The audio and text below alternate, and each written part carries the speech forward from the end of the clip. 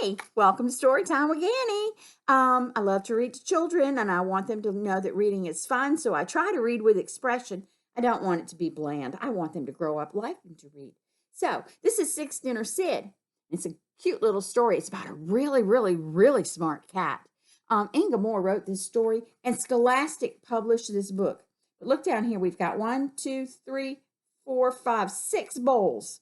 Wow, that tells me he's probably eating a lot. 6 dinners. I couldn't do that. Scholastic published this book, and this book has won a Smarties Prize Award. So, it means it's a good little book. Okay, it's kind of short. Dinner Sid. It does not tell us who the illustrator is, so we're going to think that Miss Inga is the one who did the pictures also, okay? This is Sid. Sid lived at number 1 Aristotle Street. I'm thinking this is I don't know. Maybe this one's number 1. I don't know. But anyway, there's a lot of doors there. But he also lived at number 2, number 3, number 4, number 5, and number 6. I wonder how he does that. 1 cat, 6 homes. Sid lived in 6 houses so that he could have 6 dinners. Could you eat that many dinners? I couldn't. Each night he would slip out of number 1, where he might have had chicken, into number 2 for some fish. Then he would go on to number 3 for lamb. Number 4, he would have liver. Fish again at number 5, ending with number 6 with beef and kidney stew. This cat had 6 dinners. Look at how he looks full right here. Since the neighbors did not talk to each other on Aristotle Street, they did not know what Sid was up to. They all believed the cat that they fed was theirs and theirs alone. Everybody's looking at this man being nice to this cat, and he's going, I just love my cat.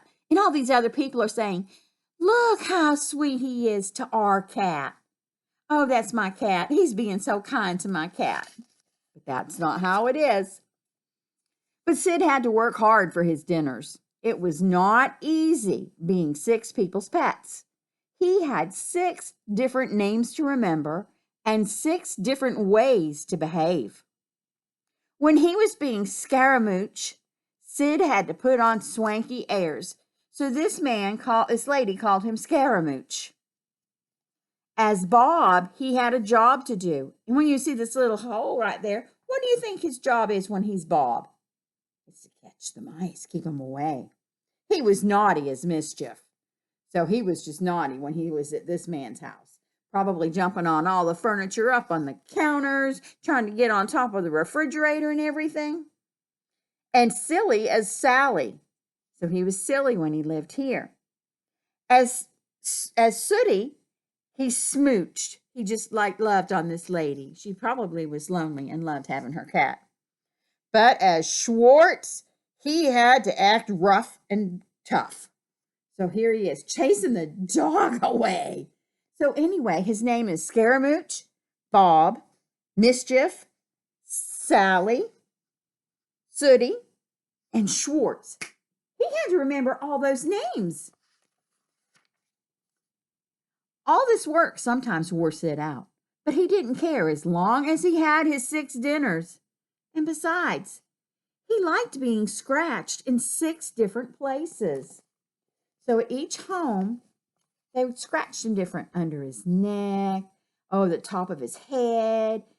Let's see. His shoulders and neck, down here on his back and his tummy small, but he loved it. And then let's see.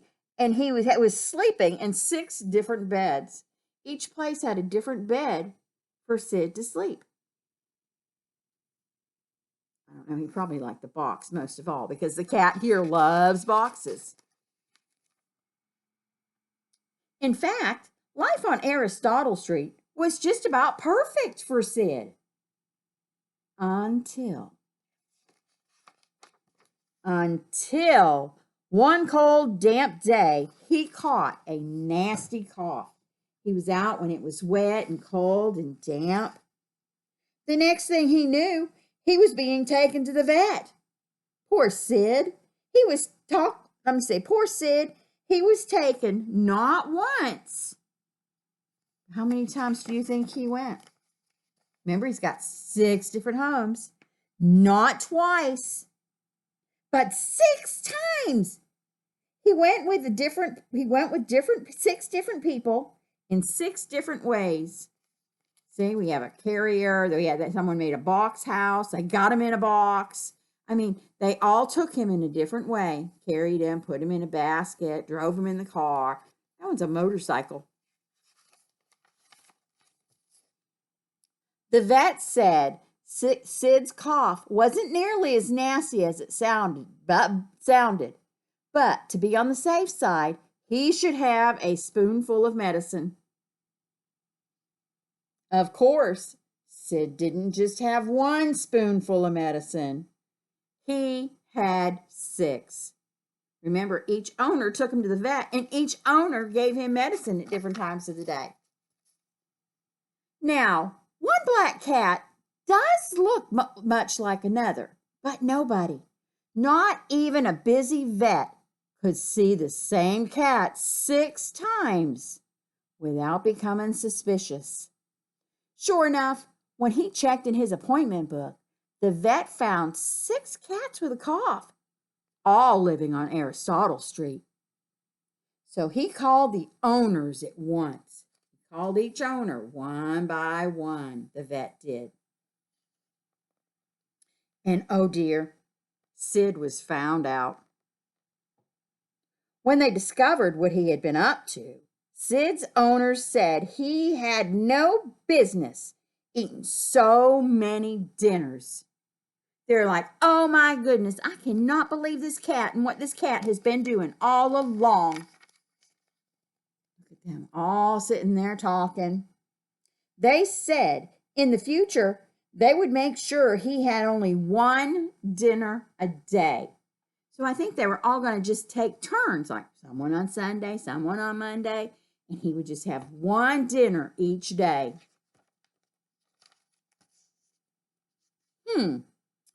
But Sid was a 6 dinner a day cat.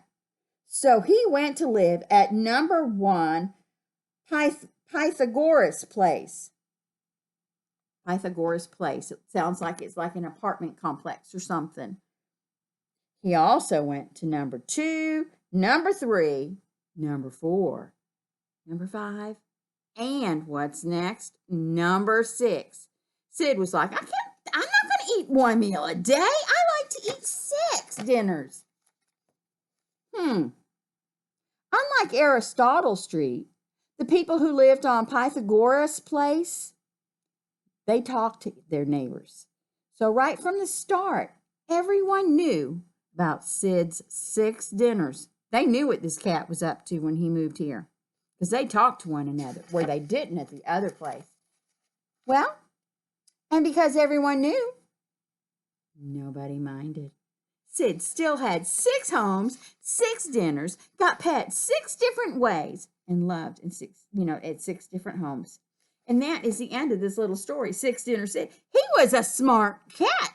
When everyone at the first place said, no, we're not feeding him 6. He's got to eat just 1. He went somewhere else. And because all the neighbors knew, they said, hey, I don't care. We'll all feed him once a day.